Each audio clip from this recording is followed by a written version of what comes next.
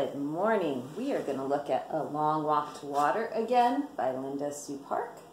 And the other day we got to the point where Salva, our main character, had run from his school into the bush. And he had been with everybody else who was crazy because the rebels had come in and there was civil unrest.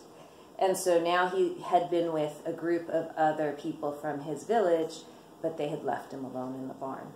And he woke up to the eerie silence. So when we look at a text, we can look at it from so many different directions. Sometimes it's overwhelming, and it's good to focus. So the other day, I invited you to look at the background knowledge. That Salva is a young person who lives in a village in southern Sudan, which is on the continent of Africa, that he's experiencing this during a time of great civil unrest, and that you can look this up because this really happened in history, and that this is around the time of 1985. So our setting is a dry, kind of Saharan area, right, with small villages. He was in a small school. He had started school at the age of 10, which is very different than us. So his lifestyle contrasts to ours immensely, right? It's hard for us to relate that making clay cows would be the fun thing to do in the afternoon, okay? So we're looking at that, and his psychological setting right now is one of terror, right? It's terrifying. He's running. He doesn't know where he is. He keeps saying again and again that his family, he's not sure when he'll see them again, and so he's having to make this agonizing decision about doing what his teacher said, which was run, don't go back to the villages, it's unsafe, or finding out about his family. Okay, so imagine making all these decisions as a youngster of like, what, 12, 13, I forget what they said in the book. So today I'm going to help you focus because, again, there's so many different aspects of this we could approach it from. We could look at notice and note strategies, like again and again. We can look at we can continue deeper into background knowledge and setting. But I think the character's mind and the psychology going on in there right now would be a great place to focus. So, what is going on in the character's mind? You've done this activity before where you draw just a big head open. It's called an open mind, right? And you label it as the character. In this case, we'd be labeling it as Salva, Dua. Okay, and so that helps you remember who you're focused on. And then you do things like write adjectives that come to your mind when you empathize with the character, or perhaps you see it because he says what he's feeling. So you would write the adjective down: terrified, confused, anxious. And then you would include a quote from the text that supports that adjective. Okay, so for me, anxious would be, when am I going to see my family? Terrified, the quote about it being silent in the barn. He rushed to the door and looked out. Nobody, nothing. They had left him. He was alone. That would pretty much sum up terrifying in this situation, in this circumstance. And you include a page number. So I read that and I wrote it from page 12. So I would invite you right now to maybe pause the video and draw yourself a nice big open mind on a piece of paper and see if some adjectives come to mind and a piece of text. Now obviously you won't be able to quote it exactly because you can't see the book, but like a sentence about what you think it is. But with your own books, you can certainly write an adjective, include a quote to support what you were thinking was going on, and a page number. Okay? Because then if you're asked to write a character study or you're asked a comprehension question, you can go back in your notes and have a really vivid understanding of what you were thinking at the time in the place in the book. All right, so we're going to approach chapter 3 today, and I'm not sure how much we're going to read. If we're going to read, we might read 1 or 2 chapters. We'll see. But this is chapter 3, and it's important to note that this is southern Sudan in 2008. So we're going to read about Naya again first. The smudge on the horizon gained color as Naya drew nearer, changing from hazy gray to olive green. The dirt under her feet turned to mud, then sludge, until at last she was ankle deep in water. There was always so much life around the pond. Other people, mostly women and girls, who had come to fill their own containers. Many kinds of birds, all flap and twitter and caw. Herds of cattle that had been brought to the good grazing by young boys who looked after them. Naya took the hollowed gourd that was tied to the handle of the plastic container.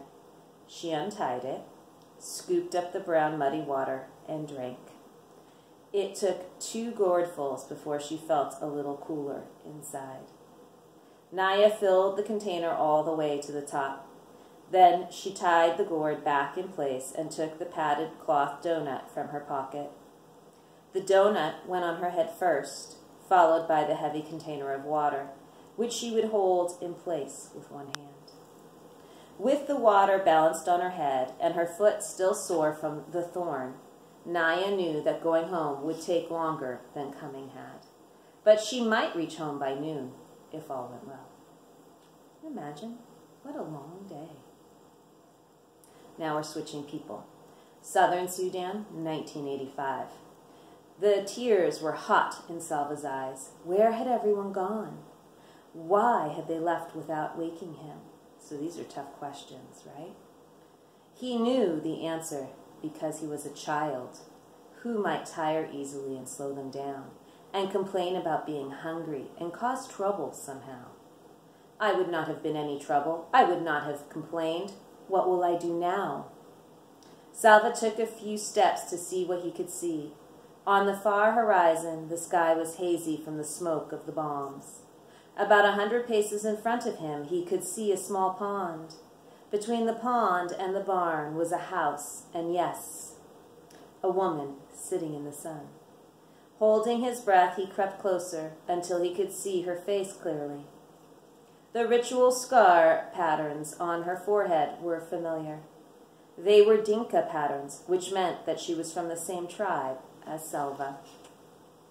Salva let out his breath in relief. He was glad that she was not Nuru.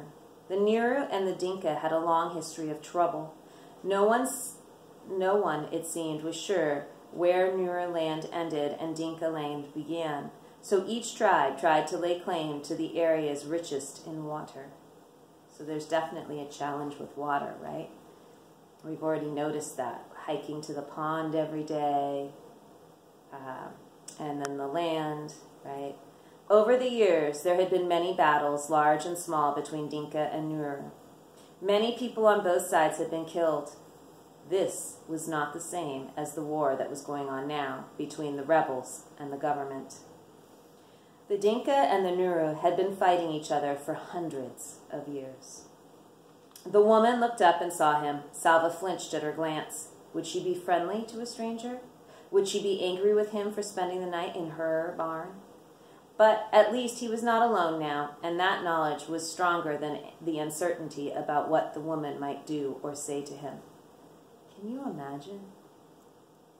How scary. He walked toward her. "Good morning, Auntie," he said, his voice trembling. She nodded at him. She was old, much older than Salva's mother. He kept quiet, waiting for her to speak. "You must be hungry," she said at last. She stood and went into the house. A few moments later, she came back out and gave him 2 handfuls of raw peanuts. Then she sat down again. "Thank you, Auntie." Squatting on his haunches next to her, Salva shelled the nuts and ate them. He chewed every nut into a paste before he swallowed, trying to make each one last as long as he could. The woman sat without speaking until he was finished.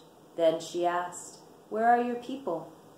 Salva opened his mouth to speak, but his eyes filled with tears again, and he could not answer. She frowned. "Are you an orphan?" He shook his head quickly. For a moment, he felt almost angry. He was not an orphan. He had a father and a mother. He had a family. "I was at school. I ran from the fighting. I do not know where my family is." She nodded. "A bad thing, this war. What are you going to do? How will you find them?" Salva had no answer. He had hoped that the woman might have some answers for him. After all, she was an adult. Instead, she had only questions. Everything was upside down. Wow. Salva stayed in the woman's barn again that night. He began to make a plan. Maybe I can stay here until the fighting stops. Then I will go back to my village and find my family. He worked hard so she would not send him away. For 3 days he fetched firewood from the bush and water from the pond, but the pond was drying up. Each day it was harder to fill the gourds. During the daytime, Salva could hear the distant bombing of artillery from the fighting a few miles away.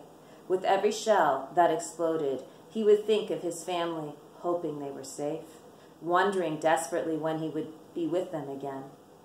On the 4th day, the old woman told him that she was leaving. "You have seen that the pond is only a puddle now. Winter is coming, and the dry season, and this fighting." She nodded her head in the direction of the noise. "I will go to a different village near water. You cannot stay with me any longer." Salva stared at her as panic rose inside him. "Why can't I go with her?" The woman spoke again before he could ask aloud. "The soldiers will leave me alone." An old woman on her own.